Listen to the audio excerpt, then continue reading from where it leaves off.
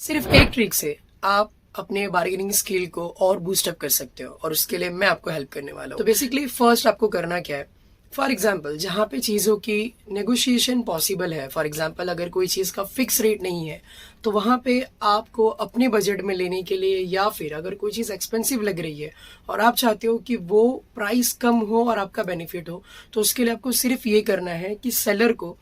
Psychology, अगर आप सोचोगे तो आपको सिर्फ ये बोलना है कि बॉस, अगर ये चीज़ आपके शॉप के एंड से या एज एन सेलिंग प्राइस 500 है, सो दैट्स फाइन, और इसकी क्वालिटी भी मुझे डाउट नहीं है, या मुझे इससे कुछ प्रॉब्लम नहीं है, but the thing is what, I have 400 rupees only, you have 350 rupees only.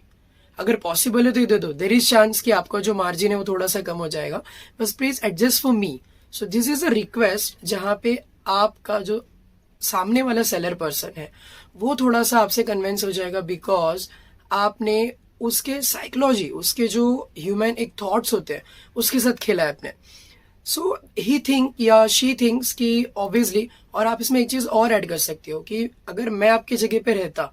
तो मैं इतने स्टॉक्स रख के, मतलब मैं एक छोटे से प्राइस को डाउन करने की वजह से मैं कस्टमर को जाने नहीं देता, बिकॉज आज के टाइम पे आप जितना सेलिंग करोगे उतना प्रॉफिट क्रिएट करोगे। तो प्लीज इट्स माई रिक्वेस्ट कि आप मुझे प्राइस में दे दो, मेरा बजट इतना ही है, या I have this much of money, so it will help you.